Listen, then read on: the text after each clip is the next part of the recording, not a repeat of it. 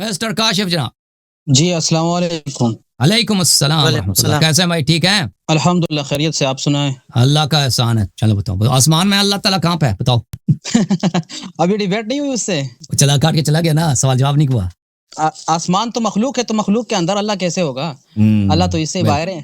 اس سے باہر ہے مکان میں, یعنی نہیں مراد یہ نہیں ہے, مراد یہ کہ اس کے اندر کیسے ہو سکتا ہے. وہ تو اسپیس, یہ سب یہ ڈیپینڈ کرتے ہیں کہ جو اسپیس ہے ٹائم ہے اس سے وہ اس کے اندر نہیں ہو سکتا کیونکہ وہ مخلوق ہے. بالکل بالکل بالکل جی بالکل. اور یہ لوگ تکفیر کرتے ہیں جو کہتے ہیں کہ اللہ اوپر نہیں ہے, اللہ جہت میں نہیں ہے, وہ اس کی تکفیر کرتے ہیں لوگ. جی سر. اچھا بولیں جناب کیا حکم ہے, کیسا نہ ہوا؟ جی باقی تو خیریت ہے الحمدللہ.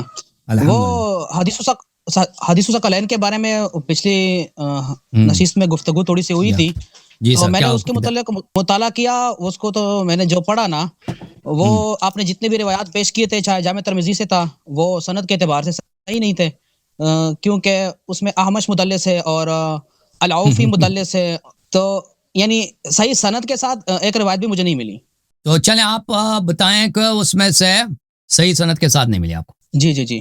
اور یہ بھی ہے کہ گیا ہے, اور کئی روایات میں سنت رسول کا بھی کہا گیا ہے. وہ تو اب جو قرآن مجید کے بارے میں نہیں سورت رسول کا اس طرح ہے کہ یعنی ایک روایت جو ہے کہ عیسیٰ علیہ السلام آئیں گے تو او قرآن اور چلو میں آپ کو ایک سند دکھا دیتا ہوں, ایک سند دکھا دیتا ہوں, آپ اس میں کوئی اشکال کر لیں, ٹھیک ہے نا. جی جی جی. یہ کتاب ہے اتحاف الخیرۃ المہرہ بزوائد المسانید العشرہ, بوسیری صاحب کی طبع الاولی.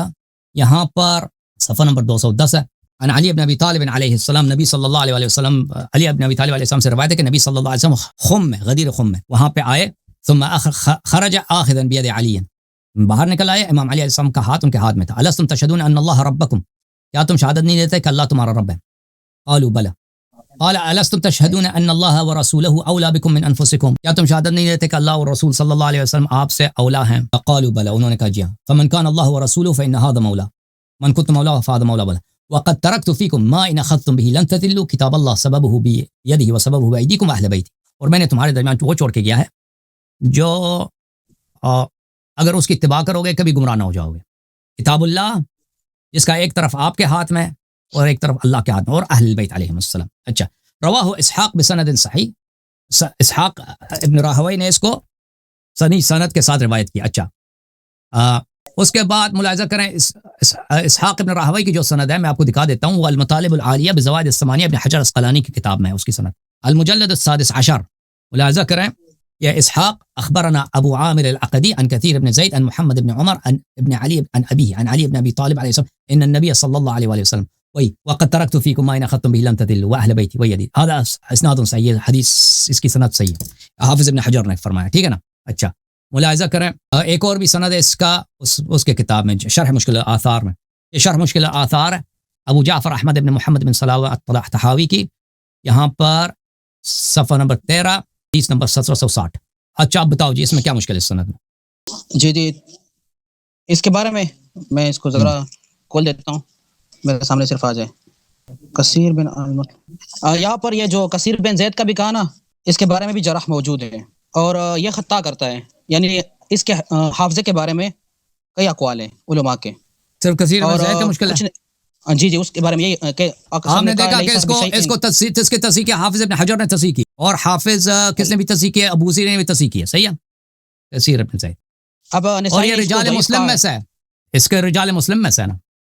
نہیں ایک منٹ, کثیر بن زید یہ الاسلمی ہے نا, کثیر بن زید الاسلمی. کثیر بن زید ہاں یہ ضعیف ہے, نسائی نے نہیں صدوق یخطئ ہے, ابن حجر کے نزدیک صدوق یخطئ, لیکن نسائی نے اس کو ضعیف بالکل نسائی نے اس کو ضعیف کہا ہے, اور ابو زرع نے بھی, ابو خاتم نے بھی. اس نے ضعیف کہا ہے, وہ تو مقبول نہیں ہے نا, وہ غیر مفسر ہے. وہ ضعیف ابو زرع نے بھی جو کہا وہ تو غیر مفسر ہے, اس کا تو مانا ہی نہیں جائے گا نا. یا کوئی کہے لے سب شے. جی جرح و تعدیل کا جو قاعدہ ہے نا, میں جو عموماً ہم پڑھتے ہیں یا میں نے جو سمجھا ہے نا, کیونکہ اکثر جو جرح کرنے والے ہیں نا نقاد ناقدین جو ہیں, وہ اس سے تو ملاقات نہیں کی ہے نا, تو وہ یہ کرتے ہیں کہ ان کے روایات کو لیتے ہیں اور ان کے روایات کو دیگر کے ساتھ پیش کر دیتے ہیں, دیگر روایات پر, کہ کیا اس میں موافقت ملتی ہے یا نہیں ملتی ہے. جب موافقت ملتی ہے تو اس راوی کو قبول کرتے ہیں کہ یہ بات یا ان کے عقیدے کے خلاف ہونا, ہاں ان کے عقیدے کے بھی خلاف. نہیں لیکن اکثر روایت تو عقیدے کے بارے میں بیان نہیں کرتے نا, دیگر روایت بھی بیان کرتے ہیں نا, تو اس پر پیش کر دیتے ہیں. جرح کرتے ہیں نا جو جرح. جی بولیں. تو ایک خبر واحد ہے. اب میں اس کے مقابلے میں نا 4-5-6 روایت بتا سکتا ہوں کہ جس میں قرآن کے بارے میں کہا گیا ہے. یہ خبر واحد نہیں, یہ متواتر ہے. یہ متواتر ہے. حدیث ثقلین متواتر ہے. خبر حدیث ثقلین متواتر ہے. اس کے بہت زیادہ طرق ہیں. میں نے ایک طریقہ آپ کو بتایا, اس میں کوئی ضعف ہی نہیں ہے. آپ اس میں بتائیں کہ اس میں کوئی ہو جو اس کا جرح مفسر ہو. میں آپ کو مزید طریقے بتاتا ہوں اس کے مزید. یہ تو ایک طریقے اتنے زیادہ ہیں اس کے. میں انصاب الاشراف کا آپ کو حدیث دکھا دوں. ایک منٹ, کہاں گیا یہ دیکھو. یہ انصاب الاشراف کی جو حدیث ہے, انصاب الاشراف کی حدیث ہے. یہاں پر ملاحظہ کریں, یہاں پر اقبل مع رسول اللہ حماد بن سلمہ نہیں, حدثنا عبد الملك بن محمد بن عبد الله الرقاشي حدثنا يحيى بن حماد ابو عوانان العامش عن حبيب بن ابي ثابت عن عامر بن واصلة بالطفيل. یہ بھی زید بن ارقم میں سے ہے کہ غدیر خم میں وانا تارك فيكم ما ان تمسكتم بهم لا تذلوا كتاب الله وعترتي اهل بيتي. ٹھیک ہے نا. یہ اس میں بتاؤ اس میں کیا مشکل ہے. جی یہاں پر دو مسئلے, ایک یہ کہ اعمش جو ہے وہ مدلس ہے, اور دوسرا جو ہے وہ حبیب بن ابی ثابت وہ بھی مدلس ہے. اور ایک یہ کہ جو صحیح سند سے ثابت روایت ہے اس کے مخالفت میں, یعنی میں نے شروع میں یہ کہا تھا, اگر بات آپ کو یاد ہو کہ زیادت الثقات ہے نا, یعنی یہ زیادہ نہیں, یہ متواتر ہے. یہ متواتر ہے. نہیں یہ متواتر حدیث ثقلین متواتر, اس کے طرق بہت زیادہ ہیں. میں اس میں بھی متصل سند نہیں ہے نا.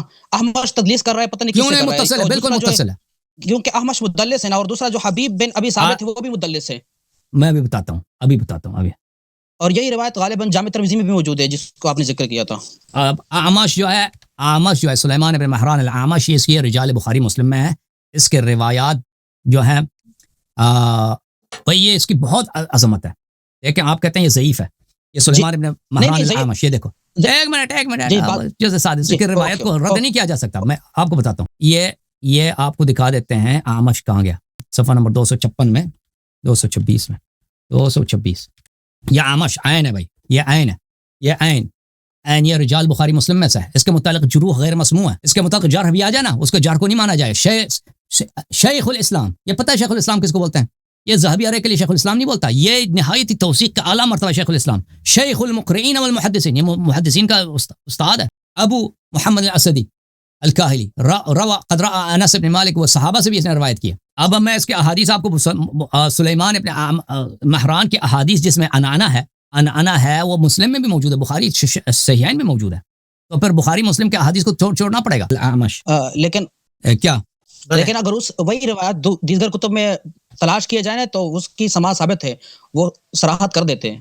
یہ بخاری, یہ بھائی یہ کیا ہے دیکھو, بخاری مسلم میں دیکھو, یہ اعمش دیکھو. نہیں وہ اگر اس کو دیکھیں نا, مفردات اس کے بہت زیادہ ہیں بخاری مسلم میں. اس طرح نہیں ہے کہ اگر وہ دوسری اسانید کے ساتھ ثابت ہے, اس طرح نہیں ہے. آپ یہ بنا رہے ہیں, یہ دیکھو. نہیں, میری صرف ایک گزارش ہے, ایک سوال ہے. اگر ہم تدلیس کو نہیں مانیں گے, چھوڑ دیں گے, تو پھر تدلیس بیکار ہے. وہ تو آپ لوگوں کا پرابلم ہے نا, وہ تو آپ لوگوں کا پرابلم ہے. دیکھو میں آپ کو بتاتا ہوں, یہ حدیث متواتر ہے. پہلی بات ہے حدیث متواتر کو وہ مدلس بھی نقل کرے وہ صحیح ہوتا ہے. ان الاعمش عن عبداللہ ابن مرہ, ٹھیک ہے نا, عبداللہ ابن مرہ سے اعمش. یہ دیکھو انا اس کا بہت جگہ بخاری مسلم بری پڑی ہے, ہر جگہ ان فلان. پہلی بات یہ ہے. پھر یہ ہے کہ بھائی تدلیس سے کیا مراد ہے؟ تدلیس سے مراد ہے فراڈ. تدلیس کس کو بولتے ہیں؟ تدلیس کا لفظی معنی ہے فراڈ کے, ٹھیک ہے نا, کہ آدمی فراڈی ہے. اس کے حدیث پتہ ہے بخاری مسلم میں کتنے ہیں مدلسین کے؟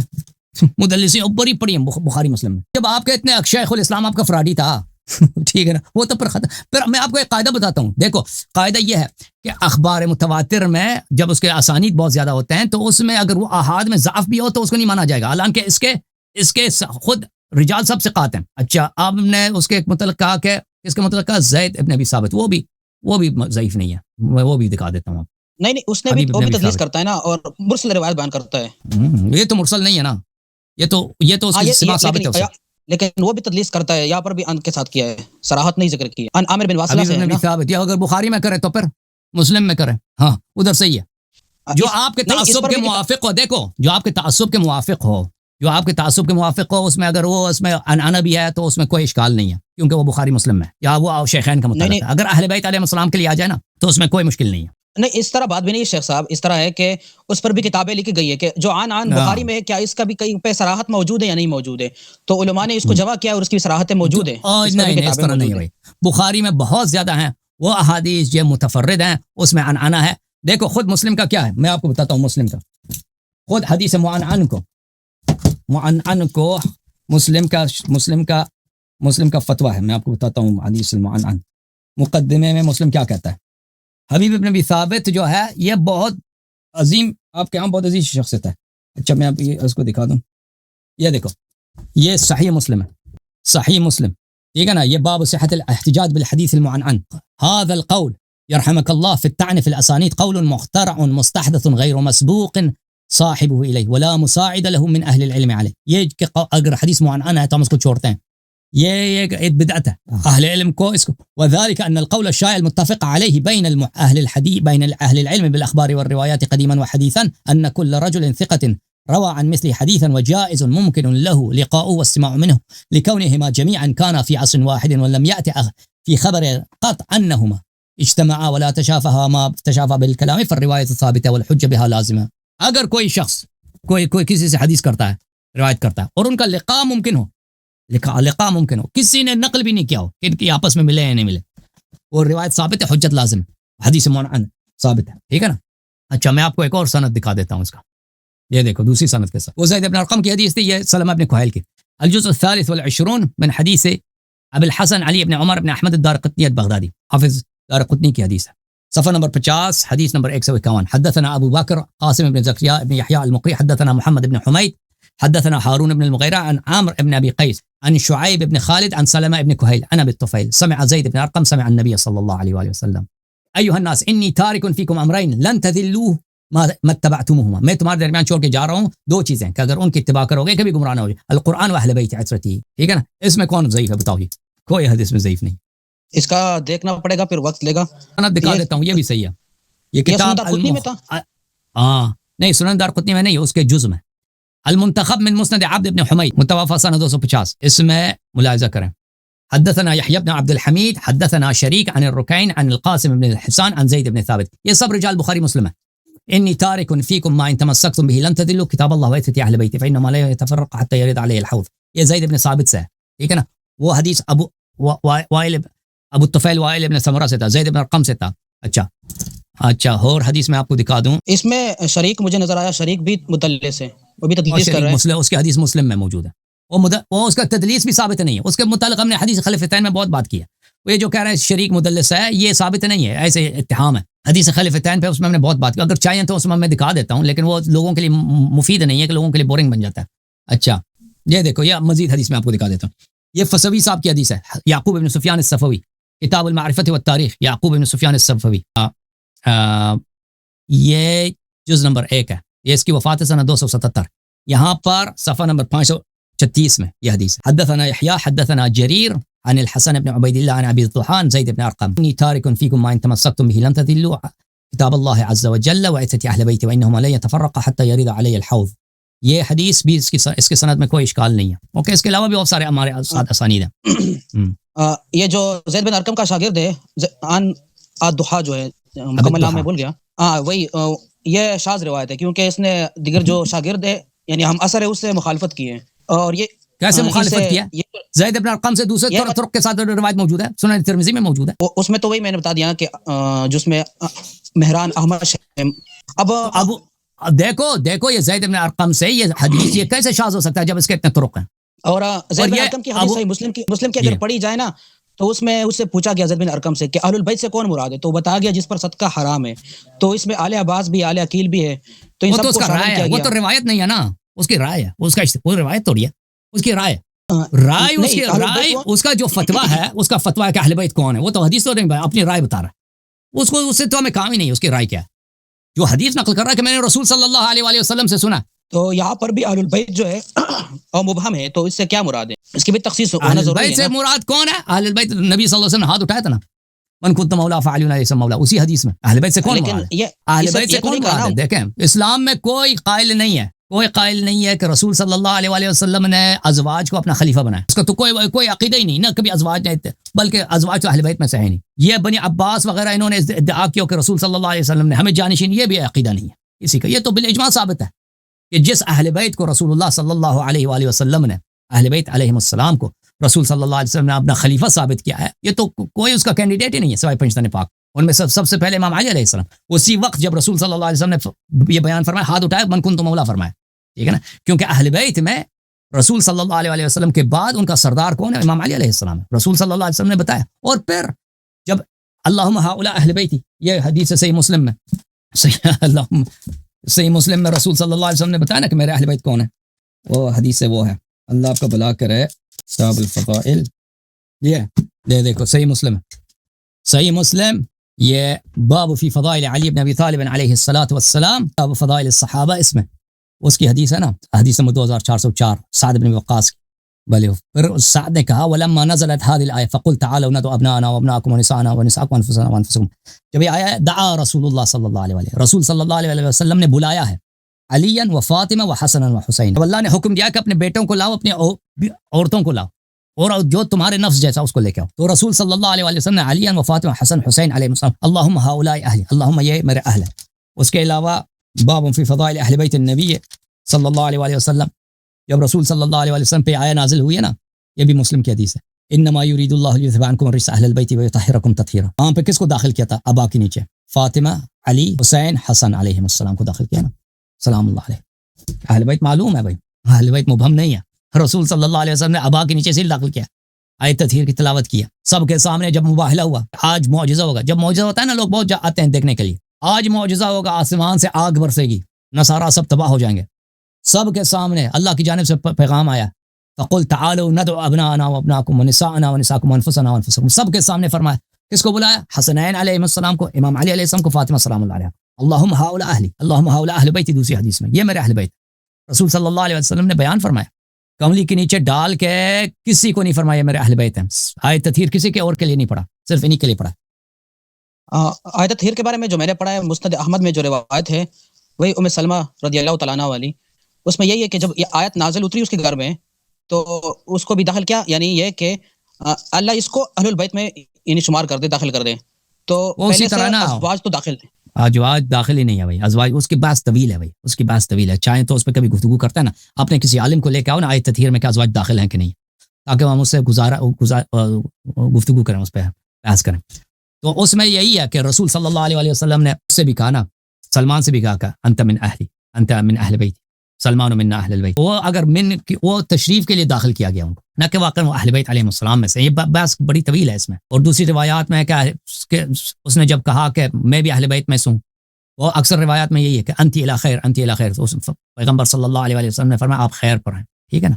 اس کی روایات بہت سارے ہیں. وہ روایات کو کتاب شرح مشکل الاثار میں ابو جعفر طحاوی نے جمع کیا ہے, اور اس کے بعد اس کا بھی یہی نتیجہ ہے کہ ازواج اہل بیت میں شامل نہیں ہیں. صحیح. تو میں آپ کو دکھا دیں, تو قابل بحث نہیں, قابل بحث کیا دیکھیں, اگر کوئی نہ مانے تو مسئلہ قابل بحث ہے, کوئی مان لے تو مسئلہ اس پہ کوئی بحث ہی نہیں ہے. ایک منٹ میں آپ کو دکھاؤں, یہ ابو جعفر طحاوی کی شرح مشکل الاثار ہے. شرح مشکل الاثار لابی جعفر طحاوی جزء الثانی, یہ حدیث نقل کرتا ہے بھائی. دیکھو حدیث نمبر 765, ام سلمہ سے روایت کرتا ہے کہ ام سلمہ نے کہا کہ یہ آیا میرے گھر میں نازل ہوا ہے, انما یرید اللہ, یعنی فی سبعۃ, اس آیا کا مصداق 7 لوگ ہیں. انما یرید اللہ لیذهب عنکم الرجس اہل البیت ویطہرکم تطہیرا, جبرائیل و میکائیل و رسول اللہ و علی و فاطمہ والحسن والحسین علیہم السلام. یہی 7 لوگ اس آیا میں ہیں.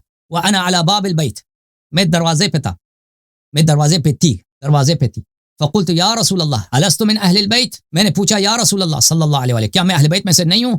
قال, انہوں نے فرمایا انکی من ازواج النبی علیہ السلام وما قال انکی من اہل البیت. انہوں نے کہا کہ آپ ازواج نبی صلی اللہ علیہ وسلم سے ہیں, اہل بیت میں سے نہیں ہیں. انہوں نے نہیں کہا کہ آپ اہل بیت میں سے ہیں. اچھا, پھر اگلا جو حدیث ہے عطا ام سلمہ سے روایت کرتی ہے کہ حضرت زہرا سلام اللہ کھانا لے کے آئیں اور رسول صلی اللہ علیہ وسلم کے پاس. تو رسول صلی اللہ علیہ وسلم نے فرمایا کہ میرے اولاد, میرے 2 بیٹوں کو اور اپنے چچا کے لڑکے کو بلاؤ, یعنی شوہر کو بلاؤ. پھر ان سب کو کسا کے نیچے داخل کیا, حوا علیہم الکسا, کہ ان پہ کسا جو ہے کملی جو ہے اوڑھ دی.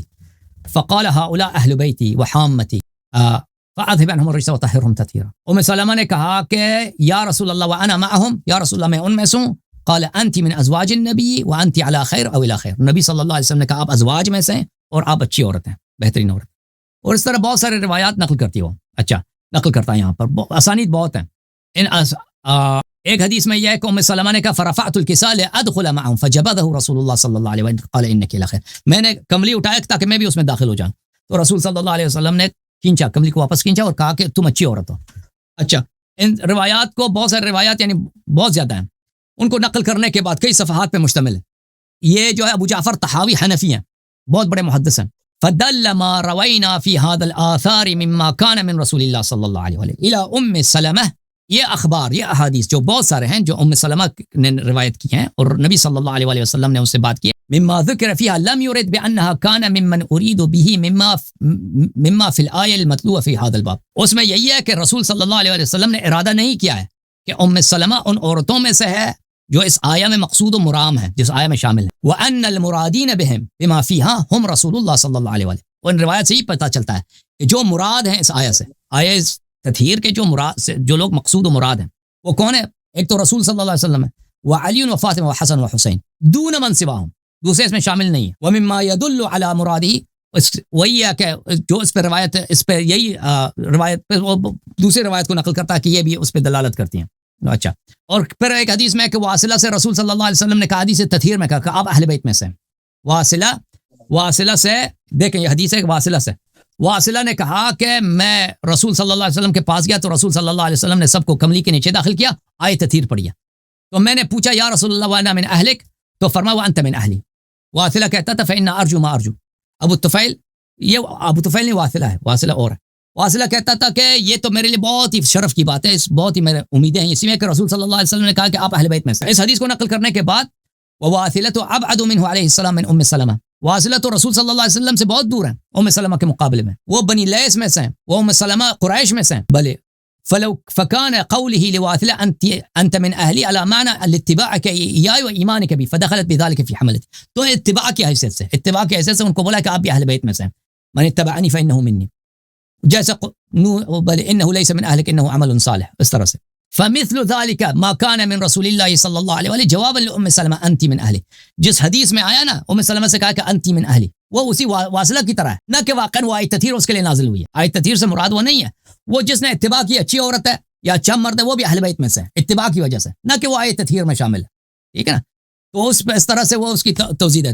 تو یہ حدیث میں بہت زیادہ ہے، یہ بات بہت وسیع ہے، کم مختصر میں اس کو نہیں سمیٹا جا سکتا. میں نے آپ کو بہت کم دلائل دکھا دی، میرے پاس اس کے دلائل بہت زیادہ ہیں. ٹھیک ہے.